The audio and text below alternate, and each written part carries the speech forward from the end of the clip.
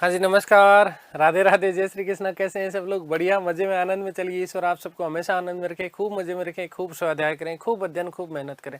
दोस्तों, हम बात कर रहे थे मुगल कालीन स्थापत्य कला की, और इसी कड़ी में हमने अकबर के काल में जितनी इमारतें बनी, चाहे वो आगरा की इमारतें हो, चाहे फतेहपुर सीकरी की हो, उन समस्त इमारतों की हम लोग बात कर चुके। आज जो हम लोग बात करने वाले हैं वो बात करने वाले हैं जहांगीर कालीन इमारतों की।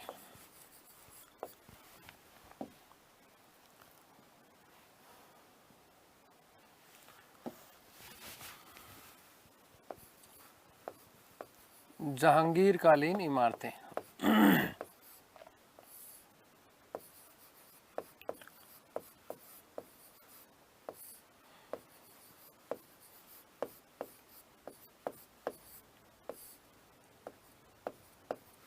देखिएगा भाई, बेटा कहां से सीखेगा? बाप से। और बाप बोले जहांगीर का बाप कौन? अकबर। अकबर ने अपने बाप का मकबरा बनाए, तो जहांगीर का भी तो फर्ज बनता है वो अपने बाप का मकबरा बनाए। इसलिए जहांगीर के काल में सबसे पहली जो चीज बनी वो थी अकबर का मकबरा। और अकबर का मकबरा कहाँ पर है? सिकंदरा में है बेटा, ध्यान रखना। कहाँ पर है? सिकंदरा में है। सिकंदरा जो कि आगरा के समीप ही है, लगभग 14 किलोमीटर की दूरी है। अकबर के मकबरे को लेकर के एक बहुत महत्वपूर्ण विशेष कुछ बातें याद रखनी है बेटा। क्या बातें याद रखनी? एक तो कि इसका निर्माण जो है अकबर ने स्वयं प्रारंभ करवा दिया था सिकंदरा में, ठीक है। अब हालांकि इसकी तिथि का उल्लेख मिलता नहीं है कि उसने निर्माण कब प्रारंभ किया, लेकिन हाँ, ये उल्लेख जरूर मिलता है कि इसका निर्माण जहांगीर के काल में पूर्ण हुआ 1612 ईस्वी में जाकर के। 1605 में अकबर की मृत्यु हो जाती है, ठीक है। और उसकी मृत्यु के 7 साल बाद इसका मतलब ये हुआ कि 7 साल लगे अकबर के मकबरे को बनने में। यदि हम बात करें अकबर के मकबरे की शैली के बारे में, तो सबसे बड़ी बात क्या? देखो, अकबर के मकबरे में शैली एक तो हिंदू शैली है। कौन सी? हिंदू शैली का प्रभाव है। मुस्लिम शैली का प्रभाव है। कौन सी शैली का? मुस्लिम शैली का प्रभाव है। साथ ही साथ ध्यान रखना बेटा, इसमें ईसाई, बौद्ध और जैन, इन समस्त शैलियों का प्रभाव है। लेकिन सबसे ज्यादा जो प्रभाव है वो है बौद्ध शैली का प्रभाव है, ठीक है ना। यदि ये कोई चीज नहीं आए और सारी चीजें आ जाए कि सबसे ज्यादा प्रभाव किस शैली में है, तो बौद्ध शैली में निर्मित है। बौद्ध शैली का प्रभाव है। इसकी जो बनावट है वो बौद्ध विहार के आकार की है, बौद्ध विहार के आकार की है। और सबसे बड़ी बात देखो, ध्यान से सुनना बेटा जी, देखना, मैं आपको अकबर का मकबरा दिखा रहा हूं। ये जो आप सामने देख रहे हैं ये क्या है? अकबर का मकबरा है। क्या है? अकबर का मकबरा है बेटा जी। देखो, इसको यदि देखोगे तो आपको ये ऐसा सा प्रतीत होगा कि इसमें हालांकि समस्त शैलियों का प्रभाव मिलता है, समस्त शैलियों का प्रभाव मिलता है, लेकिन इसमें सर्वाधिक जो सबसे ज्यादा जो प्रभाव है वो कौन सी शैली का है? बौद्ध शैली का है। इसकी जो बनावट है वो बौद्ध विहार के आकार की है। कैसी है? बौद्ध विहार की है, आकार की है। और इसमें सबसे बड़ी बात, जो सबसे विशेष महत्वपूर्ण बात याद रखनी है, विशेष महत्वपूर्ण बात क्या याद रखनी है बेटा जी? कि ये गुंबद विहीन है। यही प्रश्न बनता है, मुगल काल का कौन सा ऐसा मकबरा जो कि गुंबद विहीन है? मुगल काल का कौन सा ऐसा मकबरा है जो कि गुंबद विहीन है? इसमें किसी भी प्रकार के गुंबद का प्रयोग नहीं किया गया है। इसकी जो बनावट है वो बौद्ध विहार के आकार की बनावट आपको देखने को मिलती है। इसमें बौद्ध विहार जिस प्रकार के होते थे उस प्रकार की बनावट आपको इसमें देखने को मिलती है। फिर दूसरी चीज क्या है? इसमें केवल और केवल, ध्यान से सुनना बेटा, ध्यान से सुनना, कि इसमें केवल और केवल जो है 4 मीनारों का प्रयोग किया गया है। 4 जो है मीनारे हैं, है ना। चारों कोनों के ऊपर 4 मीनारे हैं। अभी वो भी मैं आप लोगों को दिखाने वाला हूं। तो आप सामने अपने स्क्रीन के ऊपर देख रहे हैं, ये आपका कौन सा है? किसका मकबरा है? एक तो अकबर का मकबरा है, याद रखना बेटा। ये क्या है? अकबर का मकबरा है, गुंबद विहीन है। कैसा है? अकबर का मकबरा किस प्रकार का है? तो याद रखना, अकबर का मकबरा है जो है वो क्या है? गुंबद विहीन है, द टॉम्ब ऑफ अकबर, ठीक है ना। कैसा है? गुंबद विहीन है। ये सबसे महत्वपूर्ण प्रश्न बनता है। फिर आपका प्रश्न इससे यह भी पूछा जा सकता है कि साहब क्या कौन सा ऐसा मकबरा है जिसकी बनावट बौद्ध विहार के समान है? तो देख लो, बौद्ध विहार के समान बनावट किसकी है? अकबर के मकबरे की है, ठीक है ना। और इसमें एक चीज मैं आपको फिर बताना चाहूंगा कि इसमें 4 सुंदर मीनारों का प्रयोग किया गया है। ये अंदर जब इसमें मकबरे में जब हम प्रवेश करते हैं तो केवल और केवल 4 सुंदर मीनार हैं, ठीक है ना। तो इसका मतलब क्या हुआ? इसका मतलब एक चीज और आपको समझने में देखने को आ रही होगी कि पहली बार मुगल काल में पहली बार ऐसा हुआ है जहां पर 4 सुंदर मीनारों का प्रयोग किया गया है।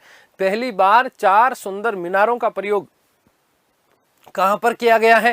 ध्यान से सुनना बेटा जी, अकबर के मकबरे में किया गया है। ये 4 मीनारें हैं, देखो 1 2 3 और 4, इस प्रकार से 4 मीनारों का प्रयोग किया गया है। केवल और केवल 4 सुंदर मीनारें हैं, ठीक है। बनावट बौद्ध विहार के अनुसार है और साथ ही साथ याद रखना कि ये गुंबद विहीन है। क्या है? गुंबद विहीन है। और मकबरे के चारों तरफ सुंदर बगीचा भी है। मकबरे के चारों तरफ क्या है बेटा जी? सुंदर मकबरा भी है। ये आप जो देख रहे हैं ये किसका मकबरा है? अकबर का मकबरा है। किसका मकबरा है? अकबर का मकबरा है। जहांगीर के काल में बनने वाली प्रथम इमारत थी अकबर का मकबरा, ठीक है। आगे बात समझ में क्लियर हो गई ना? यहां तक किसी को कोई भी किसी भी प्रकार का संशय नहीं होना चाहिए, ठीक है ना। आगे बात समझ में क्लियर है? सीधा सीधा आपका प्रश्न बनता है कि कौन सा ऐसा मकबरा है जो कि जिसकी बनावट बौद्ध विहार के अनुसार बौद्ध विहार जैसी है? तो याद रखना अकबर का मकबरा। कौन सा ऐसा मकबरा है जो गुंबद विहीन है? तो याद रखना बेटा कि,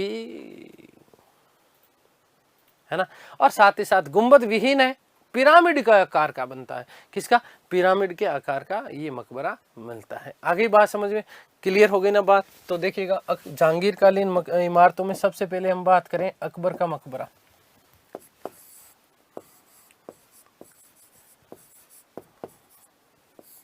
अकबर का मकबरा,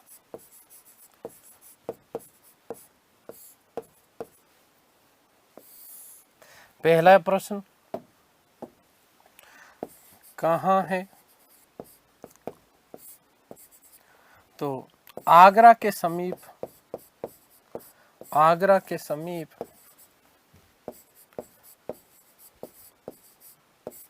सिकंदरा में स्थित है।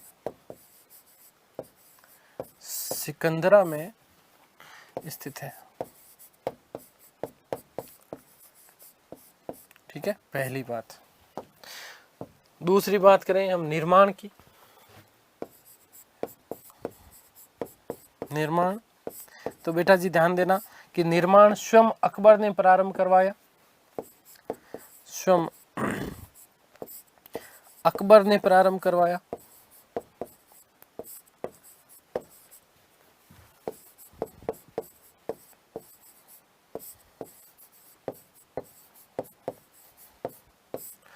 परंतु जहांगीर के काल में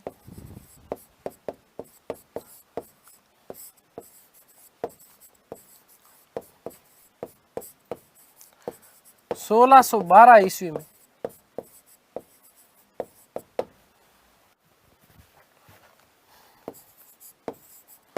पूर्ण हुआ,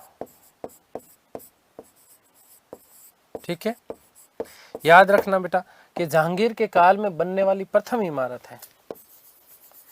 जहांगीर के काल में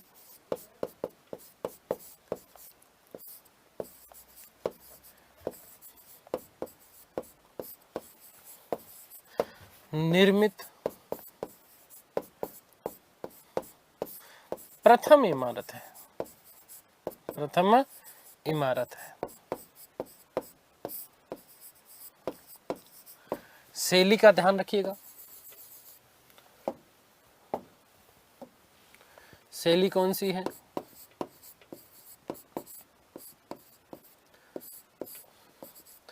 हिंदू, मुस्लिम,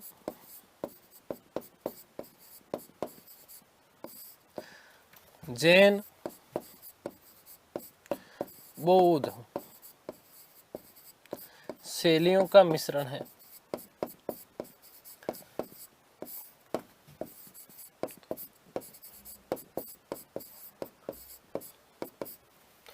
ठीक है, ध्यान दीजिएगा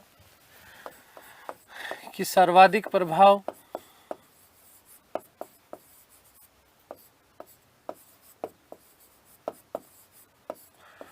बौद्ध शैली का है।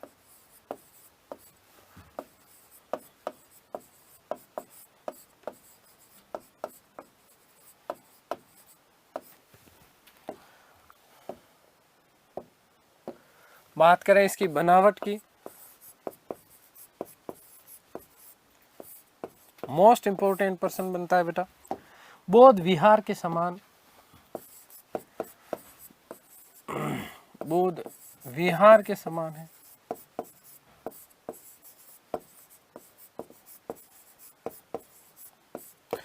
और पिरामिडाकार है।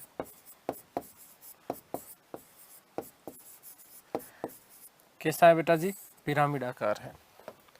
मोस्ट इंपोर्टेंट बात जहां से बहुत प्रश्न आता है कि गुंबद विहीन मकबरा है, गुंबद विहीन मकबरा है।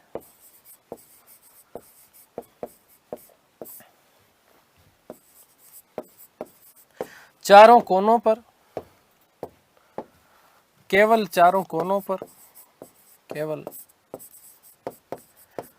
चारों कोनों पर 4 सुंदर मीनारे हैं।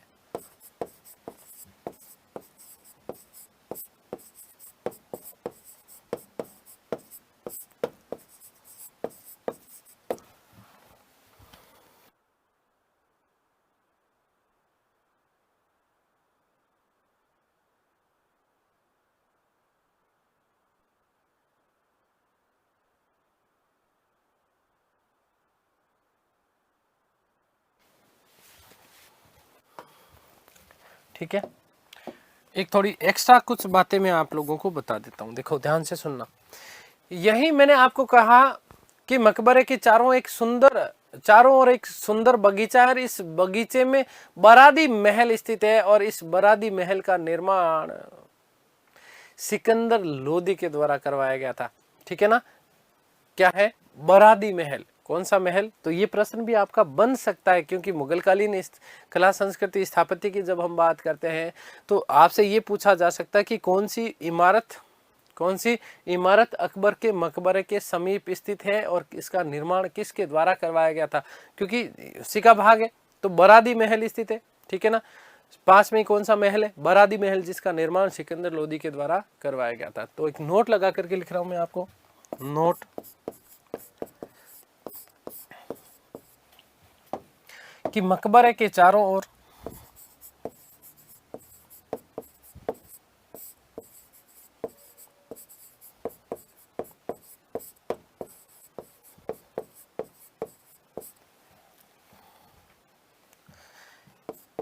एक बगीचा है,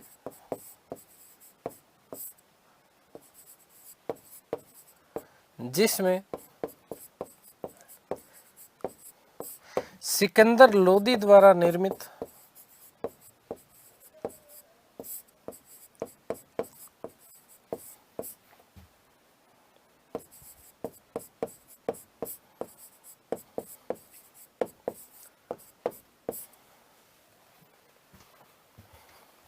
बरादी महल स्थित है।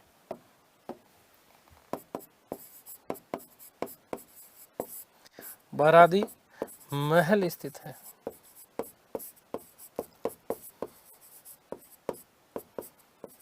कौन सा महल है बेटा जी? याद रखना, बरादी महल स्थित है।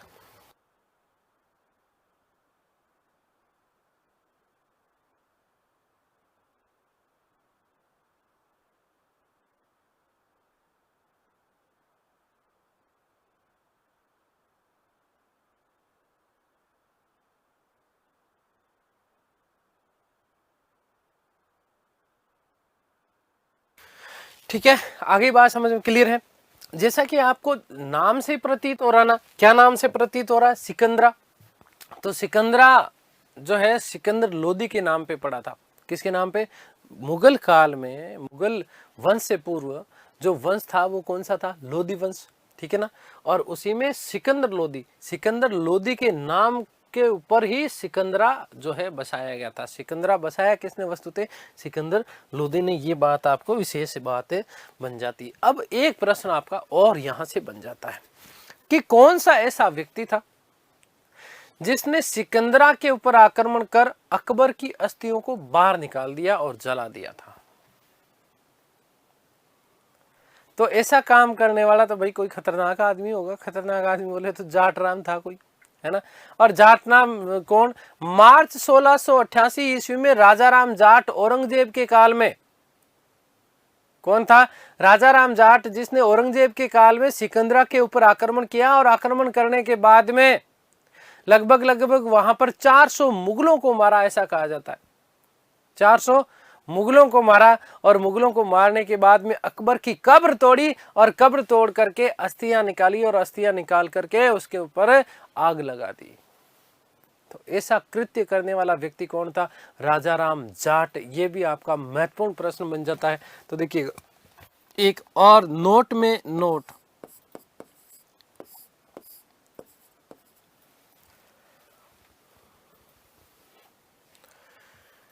कि 1688 में 1688 ईस्वी में राजा राम जाट ने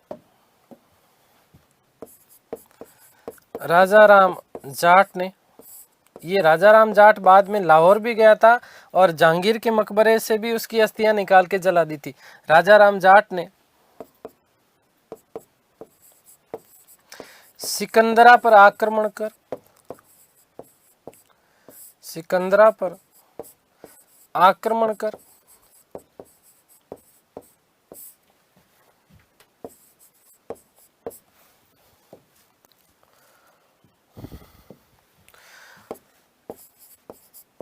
अकबर की कब्र को तोड़ा,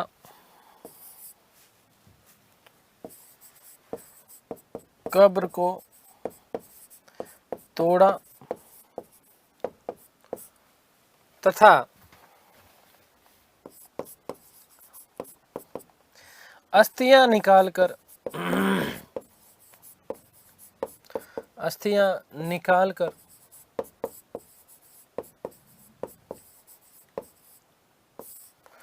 उसमें आग लगा दी।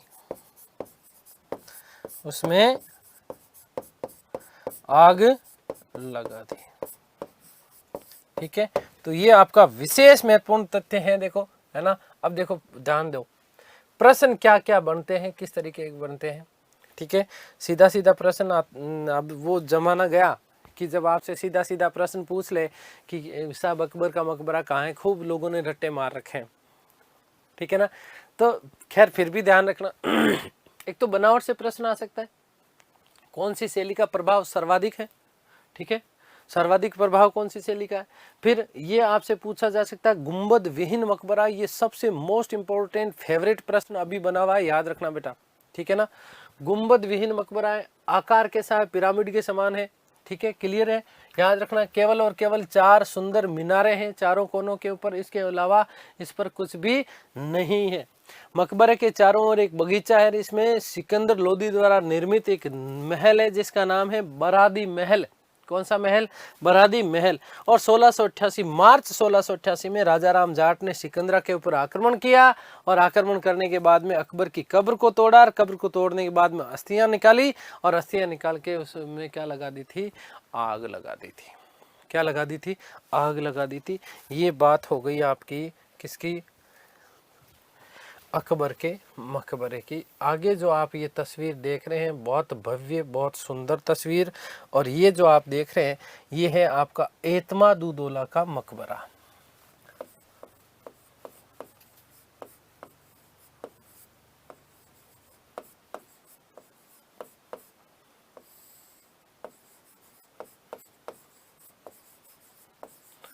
जहांगीर के काल में प्रथम निर्मित इमारत कौन सी थी? ये भी याद रखना, अकबर का मकबरा।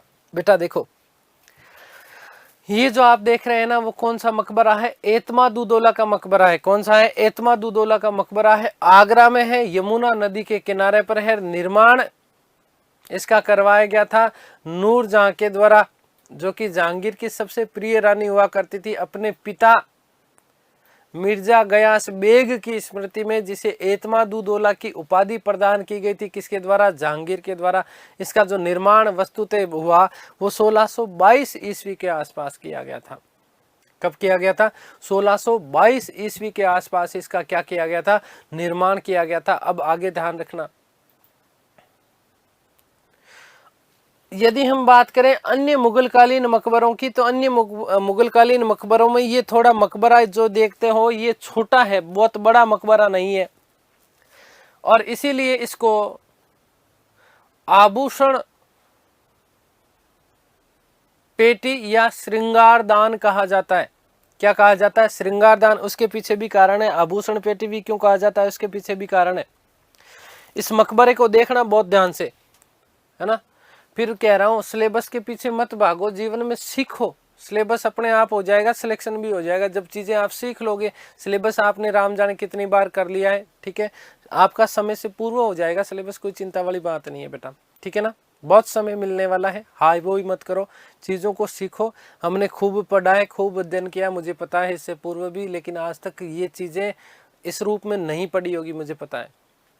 मेरा प्रयास ये रहता है कि आपको इतिहास कुछ अलग तरीके से जो है चीज़ों को आपके सामने प्रस्तुत किया जाए, ठीक है ना। और फिर उसमें फिर गड़बड़ करते हो तो फिर मुझे भी अच्छा नहीं लगता। चलिए खैर, ध्यान से सुनना। अब इस मकबरे को चलो अगली तस्वीर में आपको दिखाऊंगा। श्रृंगारदान क्यों कहा जाता है उसके पीछे भी कारण है बेटा, है ना। उसके पीछे भी कारण है कि इसको श्रृंगारदान कहा क्यों जाता है।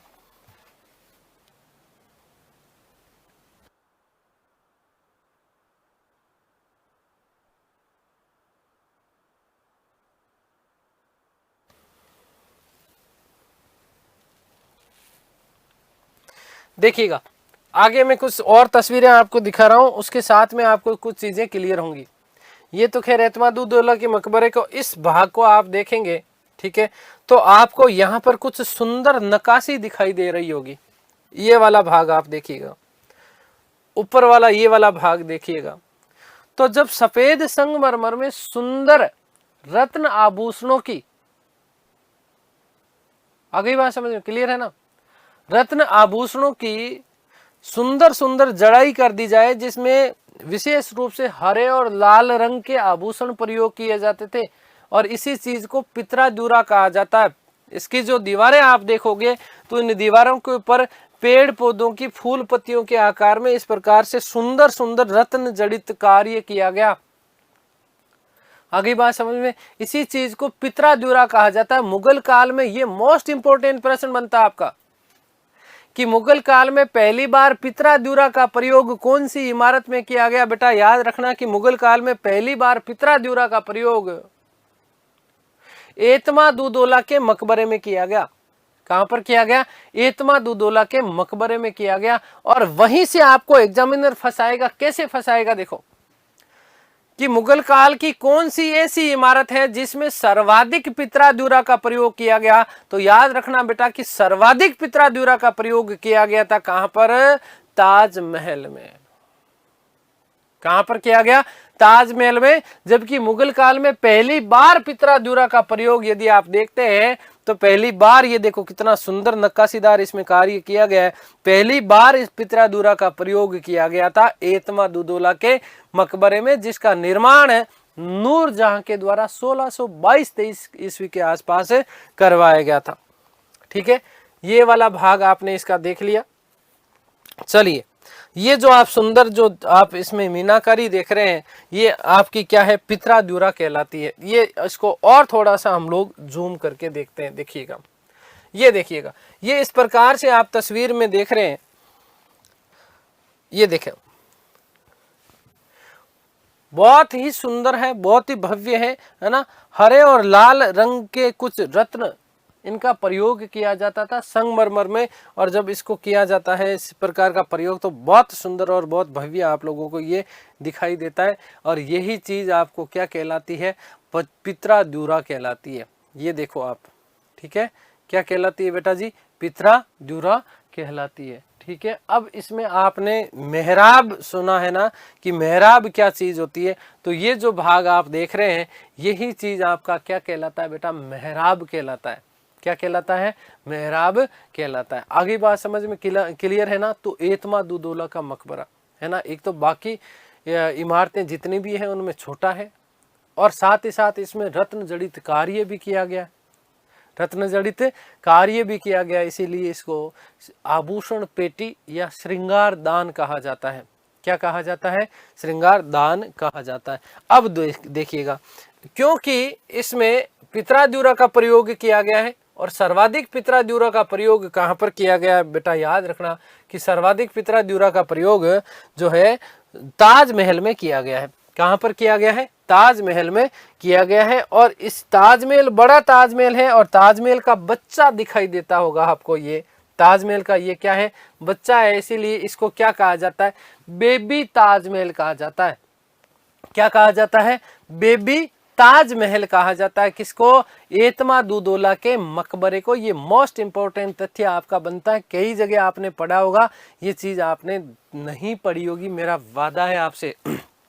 ठीक है, ये इस प्रकार से। अब इसके मकबरे में एक तो गुंबद जो है इसका भी अलग से गुंबद है, अभी इस गुंबद की भी हम लोग बात करेंगे। ठीक है ना। अब ये देखिएगा किस प्रकार से सुंदर जो है इसमें इस रत्न जड़ित कार्य किया गया है। तो यही चीज, इसी कारण जो है इसको आभूषण पेटिका या श्रृंगार पेटिका कहा जाता है। अब इसके मकबरे की गुंबद की सबसे विशेषता क्या है? ये जो आप गुंबद देख रहे हैं, ये बाकी के जितने भी मुगल कालीन जो आपने इमारतें देखी होगी उनमें जो जो गुंबद हैं उन गुंबदों से कुछ इसमें थोड़ा सा अलग है ना। इसका मतलब क्या है कि इसका जो ये गुंबद का जो इसका निर्माण किया गया है, ये वस्तुतः मध्य एशियाई शैली में इसके गुंबद का प्रयोग जो है, इसका निर्माण किया गया मध्य एशियाई शैली में। कौन सी शैली में? मध्य एशियाई शैली में इसके गुंबद का निर्माण किया गया। यदि हम बात करें राजस्थान के संदर्भ में, बेटा ध्यान देना, है ना, एक विशेष महत्वपूर्ण प्रश्न बन जाता है। हालांकि मेरा सब्जेक्ट नहीं है, लेकिन फिर भी मेरा मन कर रहा है कि आप लोगों को बता दिया जाए। राजस्थान के संदर्भ में यदि हम बात करते हैं तो राजस्थान में पित्रादुरा का प्रयोग सर्वप्रथम 1600 ईस्वी में उदयपुर के गोल मंडल में किया गया था। उदयपुर में स्थित है ना गोल मंडल, ठीक है ना, उसमें सबसे पहले पित्रादुरा का प्रयोग किया गया था राजस्थान में। कहां पर? राजस्थान में। जबकि इसका निर्माण जाकर के कब हुआ है? 1622 ईस्वी में हुआ है। कब हुआ है? 1622 ईस्वी में हुआ है। ठीक है ना। तो ये आप देख रहे हैं क्या चीज है? ये एतमादुद्दौला का मकबरा है। ठीक है, क्या है बेटा जी? एतमादुद्दौला का मकबरा है। अब इसको आपने देख लिया तो इसमें कोई भी चीज आपके पीछे नहीं रहेगी। इसको और देखो, इसको थोड़ा सा पूरी इसकी तस्वीर देखते हैं तो ये इस प्रकार का आपको दिखाई देता है। बहुत ज्यादा कोई बड़ी इमारत नहीं है। गुंबद भी इसका जो है थोड़ा सा अलग शैली में बना हुआ है, मध्य एशियाई जैसे शैली में इसके गुंबद का क्या हुआ है बेटा जी? निर्माण हुआ है। आगे बात समझ में क्लियर है?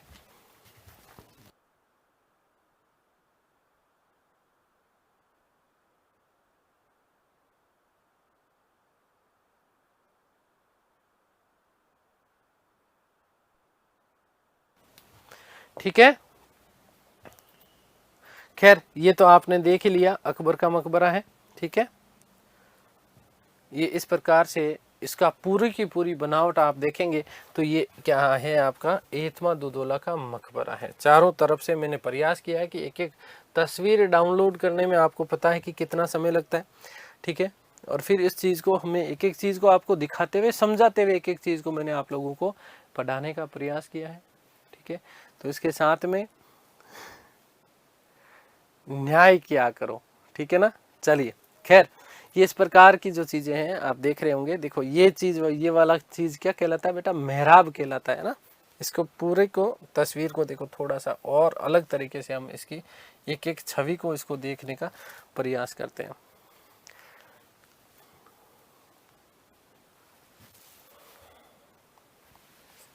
ये देखो, अब इधर से आ रहा है ये, है ना। अब इसकी एक एक चीज को देखना बहुत अच्छे से।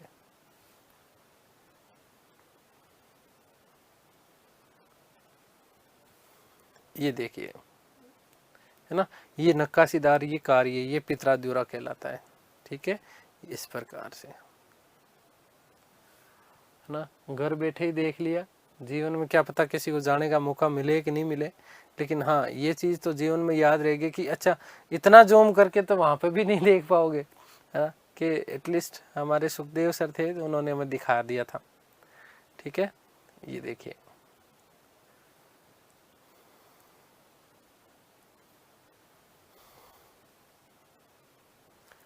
ठीक है, चारों तरफ से दिखा रहा हूं मैं, जितना इसका इमारत है वो पूरा का पूरा दिखा रहा हूं। इवन देखो सीढ़ियों में भी जो है पित्रादुरा का प्रयोग किया गया, ठीक है ना। सीढ़ियां लाल बलुआ पत्थर से निर्मित है। ये इसका गुंबद कुछ विशेष आकार का, ये आप लोग इसमें देख रहे होंगे, ठीक है। अब पित्रादुरा आपको बहुत अच्छे से दिखाई दे रही होगी, ठीक है।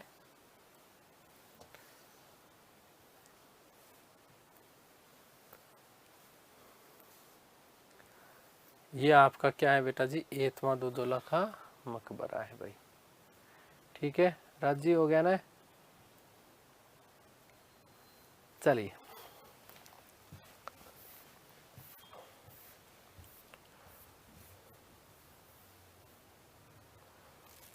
ठीक है, ये इसका एक और व्यू है, ठीक है, एतमादुद्दौला के मकबरे का, ठीक है। देख लेना भाई, बाद में चीजें सारी मैंने आपको समझा दी है।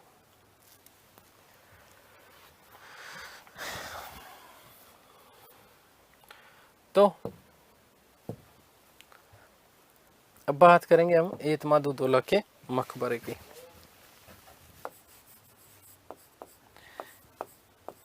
एतमादुद्दौला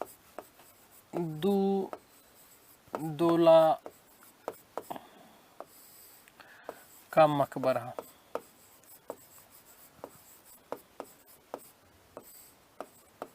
मोस्ट इंपॉर्टेंट प्रश्न बनते हैं, याद रखना बेटा। कहाँ है ये?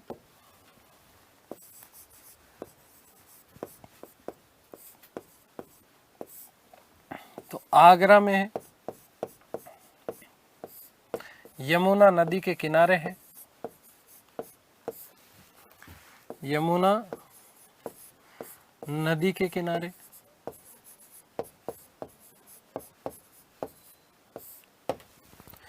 निर्माण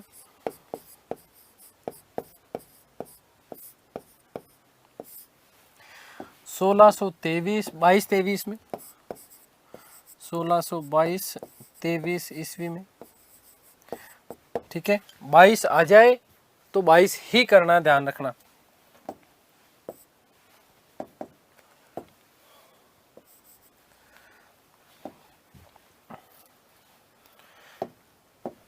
नूरजहां द्वारा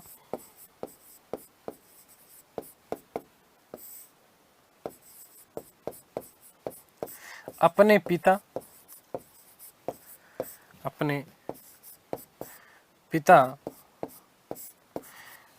मिर्जा गयास बेग, मिर्जा गयास बेग, और इसी मिर्जा गयास बेग को जहांगीर ने एतमादुद्दौला की उपाधि दी थी, याद रखिएगा। एतमादुद्दौला की स्मृति में निर्माण करवाया, स्मृति या याद, ठीक है। मोस्ट इंपोर्टेंट तथ्य।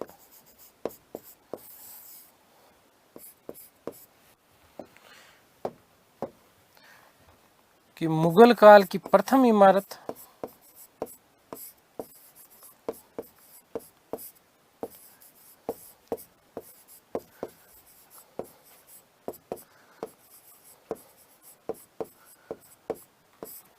जिसमें पहली बार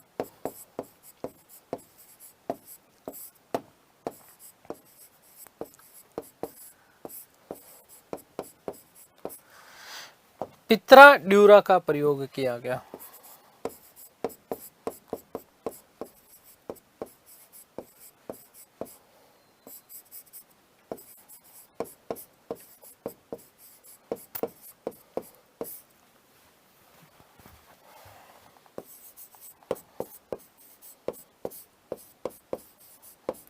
ठीक है।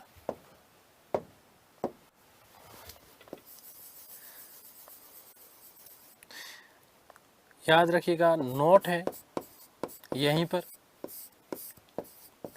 कि सर्वाधिक पित्राड्यूरा का प्रयोग सर्वाधिक पित्राद्युरा का प्रयोग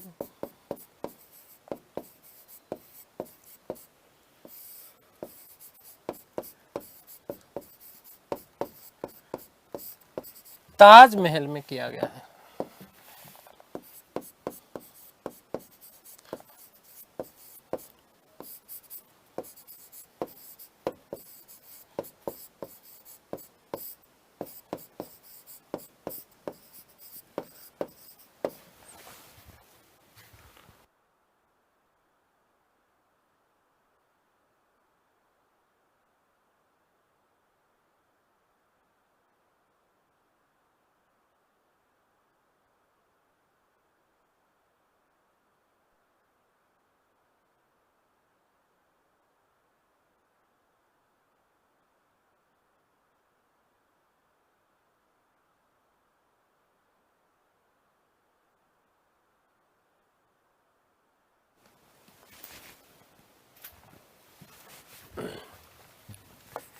मोस्ट इंपॉर्टेंट तथ्य है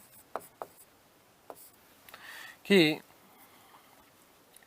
इसे बेबी ताजमहल भी कहा जाता है।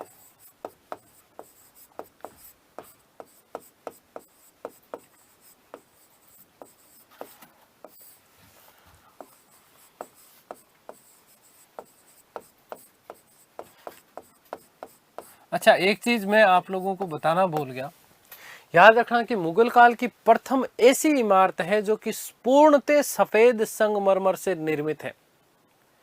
मुगल काल की प्रथम ऐसी इमारत, वेरी मोस्ट इंपोर्टेंट प्रश्न बनता है बेटा, ये याद रखना आपका कि मुगल काल की प्रथम ऐसी इमारत है जो कि पूर्णतः सफेद संगमरमर से निर्मित है। और उसके बाद में ताजमहल, क्योंकि ताजमहल जो है, ताजमहल का निर्माण बाद में किया गया था, ठीक है ना। मुगल काल में पहली इमारत कौन सी है जिसका निर्माण सफेद संगमरमर से किया गया था, तो याद रखिएगा कौन सी है, एतमादुद्दौला का मकबरा है। वेरी मोस्ट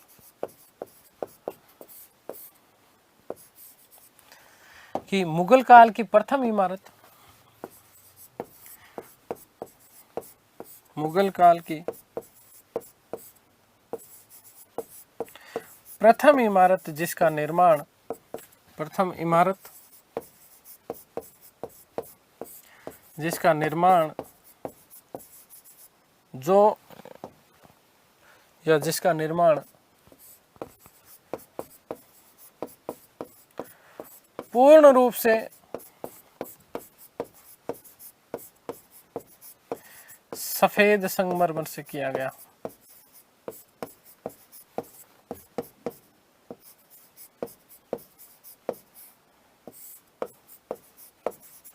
ठीक है।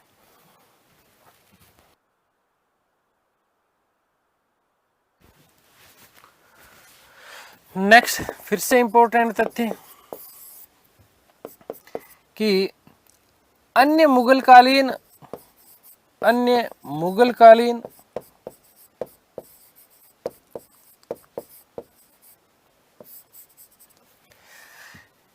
इमारतों से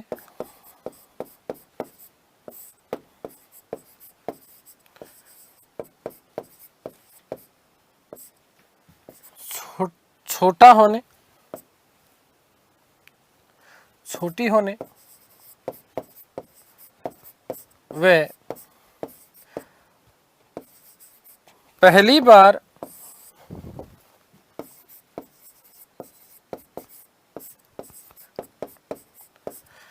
पित्राद्युरा का प्रयोग होने के कारण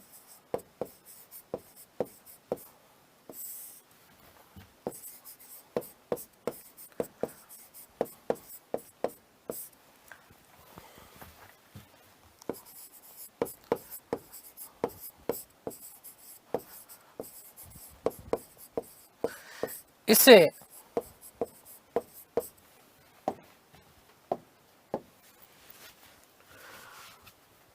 आभूषण पेटी या श्रृंगार दान भी कहा जाता है। आभूषण पेटी या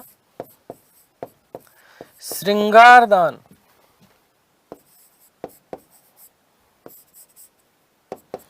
भी कहा जाता है।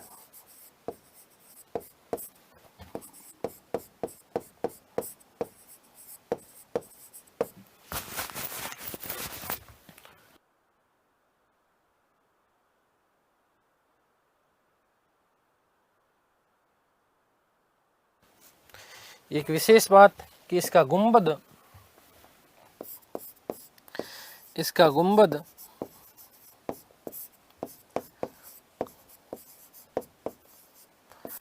मध्य एशियाई शैली में निर्मित है।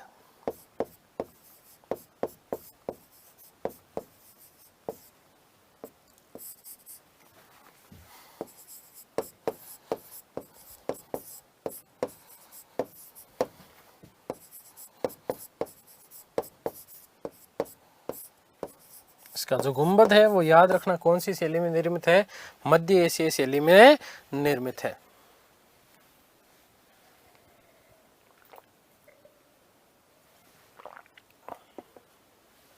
ठीक है, याद रखना कि इसकी जो दीवारें हैं उस दीवारों के ऊपर पेड़ पौधे, फूल पत्तियां, जानवर और पक्षियों के चित्रों का क्या किया गया, अंकन किया गया।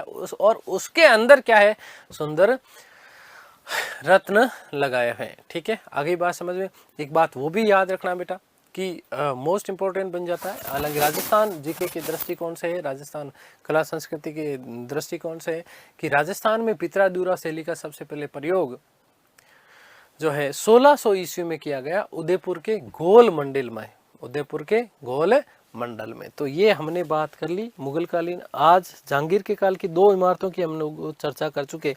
अगली जो हम बात करेंगे वो बात करेंगे जहांगीर का मकबरा।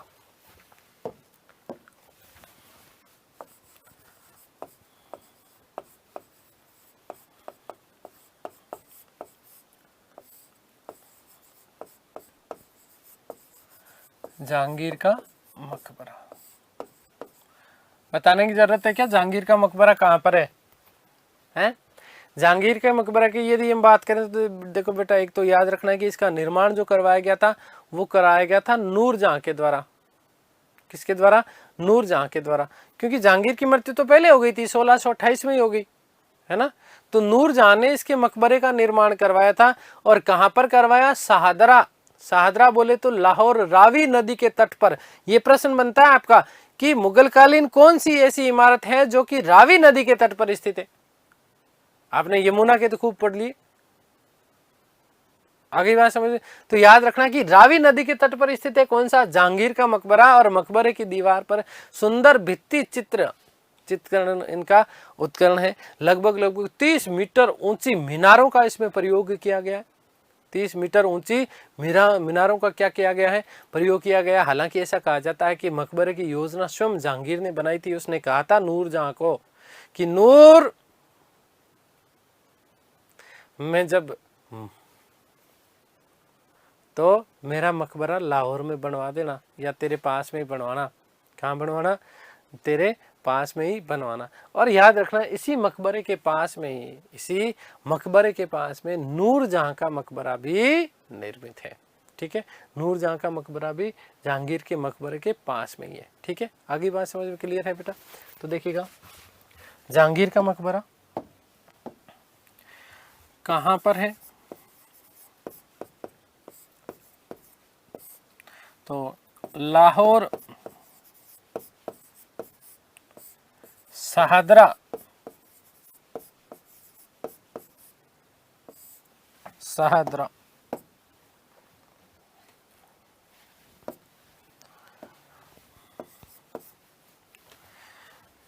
नदी पूछ लिया जाता है तो याद रखिएगा कि रावी नदी के तट पर स्थित है।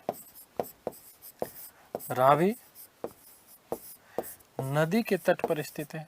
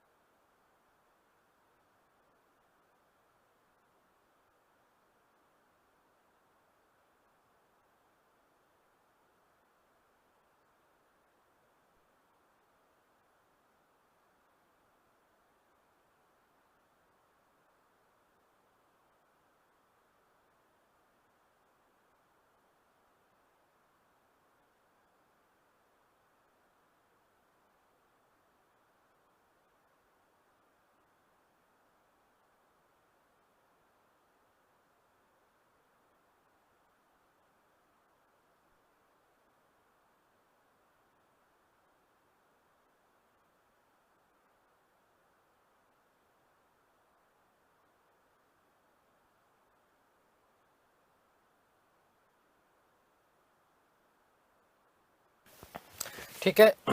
याद रखना बेटा कि मकबरे की योजना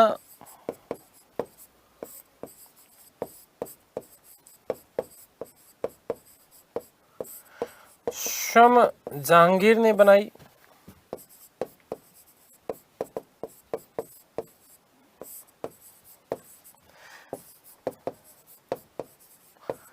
परंतु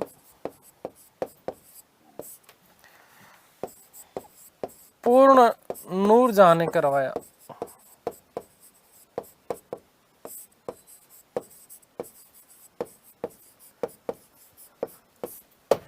ठीक है, पूर्ण किसने करवाया था? नूरजहां ने इसको पूर्ण करवाया था। अब देखो विशेष बात क्या कि जहांगीर के मकबरे के समीप ही, जहांगीर के मकबरे के समीप ही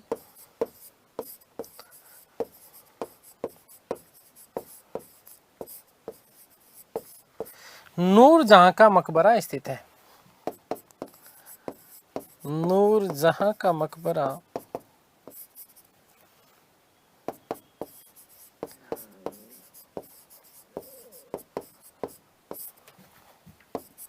स्थित है। ठीक है, ये बात आप लोगों के लिए विशेष महत्वपूर्ण तथ्य बन जाता है। ठीक है, पिरामिड के ऊपर पिरामिडाकार भी इसके में कई जो है इमारतें हैं यहीं पर। इसमें एक बात और याद रखना, देखो नूरजहां का मकबरा जो था वो भी उसमें सफेद संगमरमर का प्रयोग किया गया था। लेकिन ऐसा कहा जाता है कि जब अमृतसर में स्वर्ण मंदिर का निर्माण किया गया, ये मोस्ट इंपॉर्टेंट तथ्य है, एक्स्ट्रा फैक्ट है आप लोगों के लिए। ठीक है ना, याद रखना बेटा कि जब स्वर्ण मंदिर का निर्माण करवाया गया था तो नूरजहां के मकबरे से संगमरमर और बहुत सारी चीजें, जो सुंदर सुंदर चीजें थी, उनको तोड़ करके स्वर्ण मंदिर में लगा दिया गया। ऐसा कई इतिहासकार ऐसा मानते हैं कि स्वर्ण मंदिर का 50% का जो हिस्सा है वो नूरजहां के मकबरे के सामान से बना हुआ है। ठीक है ना, तो जब स्वर्ण मंदिर का निर्माण करवाया गया था तो नूरजहां के मकबरे से बहुत सारी चीजें क्या कर ली गई थी, तोड़ ली गई थी। आगे बात क्लियर है, तो इस बात को आप लोग विशेष रूप से याद रखना। ये हमने बात कर ली, एक तो जहांगीर के काल की जो प्रमुख इमारतें थी उनके बारे में हमने बहुत अच्छे से पढ़ लिया। यहाँ से आपके जो मोस्ट इंपॉर्टेंट प्रश्न आपके बनते हैं वो बेटा याद रखना कि आपके अकबर के मकबरे से बनेंगे और साथ ही साथ बेटा आपके बनेंगे एतमादुद्दौला के मकबरे से। आगे बात समझ में। आगे हम लोग बढ़ते हैं जल्दी से और आगे हम बात करने वाले हैं शाहजहां कालीन इमारतें।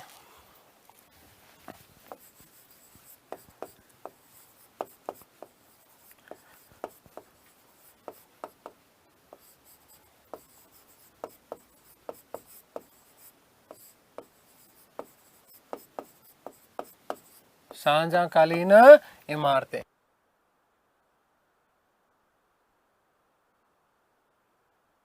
देखो शाहजहां का जो काल है वो मुगल काल का महान निर्माता था। कौन? शाहजहां। और मुगल वास्तु और स्थापत्य कला का स्वर्णिम युग कहलाता है। कौन सा काल? शाहजहां का काल। क्या विशेषताएं रही शाहजहां के काल की? भाई इसने जो है मुगल काल का वास्तुकला का या स्थापत्य कला का स्वर्णिम युग कह दिया, इसको महान निर्माता कह दिया। क्या विशेष बात? क्या इसने सबसे बड़ा चीज क्या? इसने सबसे बड़ी चीज ये की कि अपनी जितनी भी इमारतें थी, इन इमारतों में पूर्ण रूपेण सफेद संगमरमर का प्रयोग करवाया। क्या करवाया? सफेद संगमरमर से इसने अपनी इमारतों को जो है बनवाया था। इसके पीछे क्योंकि सफेद जो चीज है वो उसकी खूबसूरती एक अलग ही प्रकार से निखर के आती है। इसलिए पर्सी ब्राउन ने एक बात कही कि शाहजहां ने मुगल इमारतों को लाल पत्थर में बनावा पाया। शाहजहां ने मुगल इमारतों को लाल पत्थर में बनावा पाया और वह उनको सफेद करके छोड़ गया। या फिर मैं दूसरे शब्दों में कहूं तो उसने संगमरमर का बनाकर छोड़ गया। तो याद रखिएगा, कुछ महत्वपूर्ण बिंदु लिख रहा हूं मैं आप लोगों के लिए कि शाहजहां को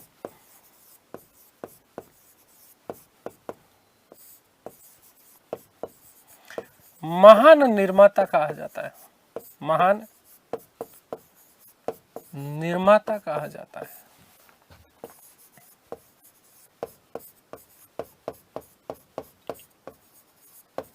पहली बात, इसका काल मुगल कालीन स्थापत्य वास्तुकला का, इसका काल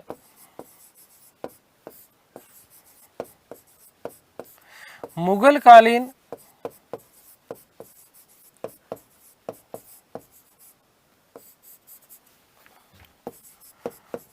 वास्तुकला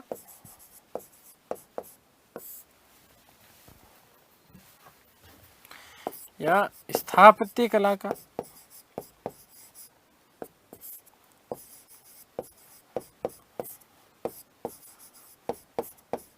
स्वर्णिम युग कहलाता है।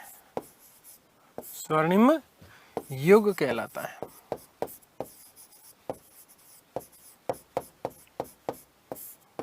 ठीक है बेटा जी। अगली बात, विशेषता क्या थी?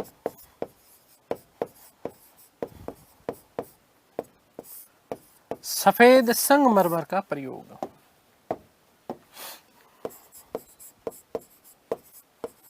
सफेद संगमरमर का प्रयोग।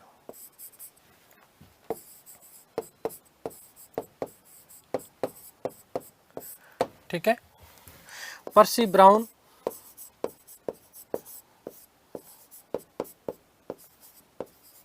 क्या कहते हैं? पर्सी ब्राउन साहब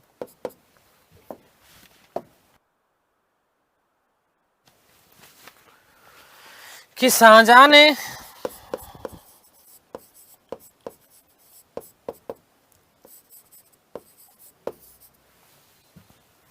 मुगल इमारतों को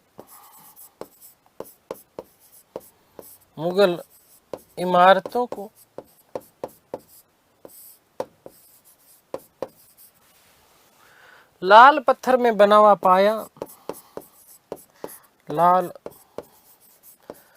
पत्थर में बना हुआ पाया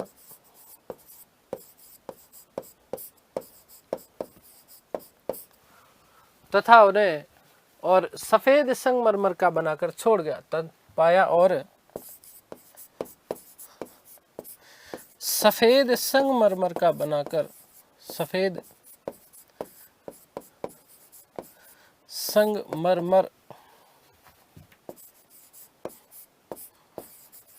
का बनाकर छोड़ गया।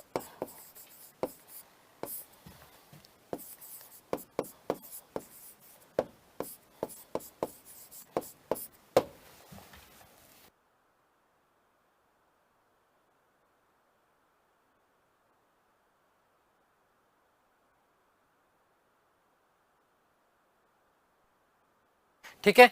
तो ये कुछ चीजें तो याद रखना कि मुगल काल में महान निर्माता किसको कहा जाता है बेटा? याद रखना, शाहजहां को कहा जाता है। मुगल कालीन वास्तुकला या स्थापत्य कला का स्वर्णिम युग शाहजहां का काल है। विशेषता क्या रही? सफेद संगमरमर का प्रयोग रहा। और पर्सी ब्राउन ने जहां ये स्टेटमेंट दिया कि मुगल कालीन इमारतों को उसने लाल पत्थर में बना हुआ पाया था, परंतु उनको सफेद संगमरमर में उसका निर्माण किया और छोड़ करके चला गया। अगली हम बात करते हैं शाहजहां के द्वारा निर्मित आगरा में कौन कौन सी इमारतों को उसने निर्माण किया गया। शाहजहां द्वारा, थोड़ा लंबा टॉपिक है बेटा ये शाहजहां वाला। शाहजहां द्वारा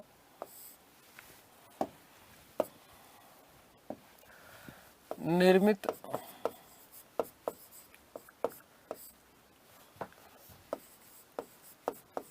आगरा की इमारतें।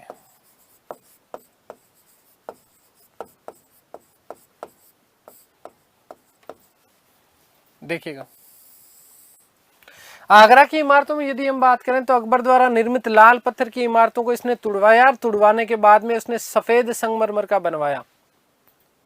जैसे हम बात करेंगे दीवाने आम आगरा, तो 1628 में इसका निर्माण, 1628 में जो है इसका निर्माण किया गया था। भाई जहांगीर के बाद, जैसे ही जहांगीर की मृत्यु के बाद में शासक बना शाहजहां, तो तुरंत प्रभाव से इसने जो है निर्माण करना प्रारंभ कर दिया। याद रखना कि दीवाने आम आगरा शाहजहां के काल की प्रथम सफेद इमारत है।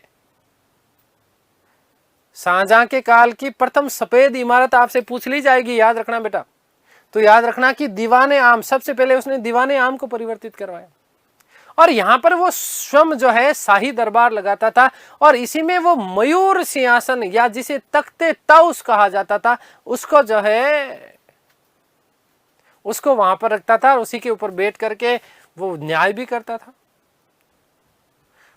कुल इसमें 9 मेहराबदार दरवाजे हैं, और मेहराबों का बहुत ही सुंदर अलंकरण किया गया है। दोस्तों याद रखना, अब यहां से आपका तख्ते ताउस से बहुत महत्वपूर्ण प्रश्न आपका बन जाता है। क्या प्रश्न बनता है बेटा कि तख्ते ताउस का निर्माण किसके द्वारा करवाया गया? तो याद रखना कि शाहजहां के द्वारा करवाया गया। कहां पर करवाया गया? तो आगरा में करवाया गया। बाद में इसे दिल्ली जब राजधानी बनाया गया था तो तब उसको दिल्ली के दीवाने आम में रखा गया था, याद रखना।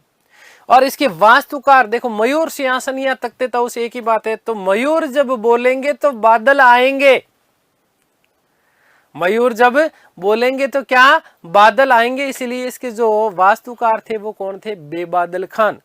कौन थे? बेबादल खान। तो कुछ चीजें लिख रहा हूं, समय होने वाला है, वस्तुतः हम अगली क्लास में पढ़ पाएंगे उतना। तो शाहजहां ने अकबर द्वारा, इसलिए मैंने आपको कहा था कि अकबर की काल की इमारतें अकबर जो है आगरा में नहीं मिलती है, केवल 2 ही है अब, ठीक है ना। शाहजहां ने अकबर द्वारा निर्मित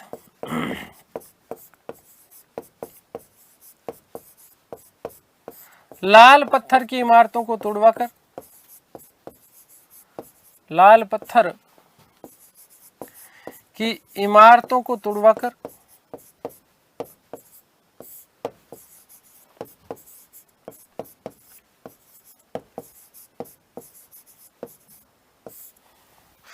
उन्हें सफेद संगमरमर में निर्मित करवाया, उन्हें सफेद संगमरमर से बनवाया, सफेद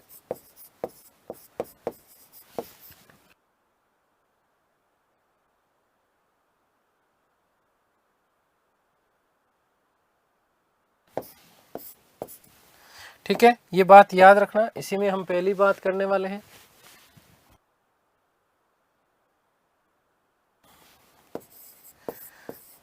दीवान ए आम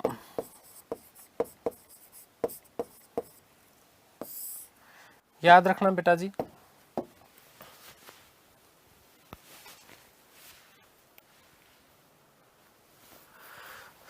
कि निर्माण 1628 ईस्वी में प्रारंभ,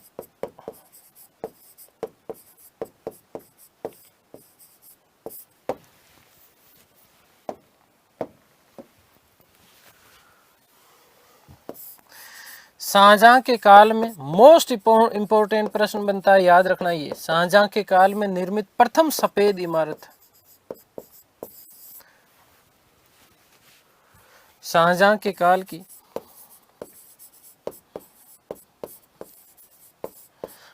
प्रथम सफेद इमारत, प्रथम सफेद इमारत थी।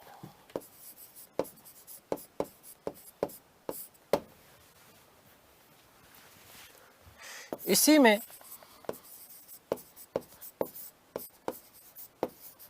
मयूर सिंहासन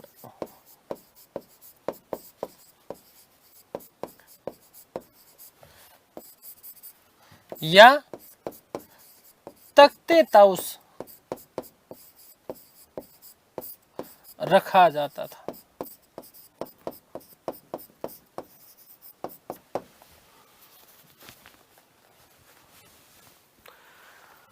और यहीं पर शाही दरबार लगता था, शाही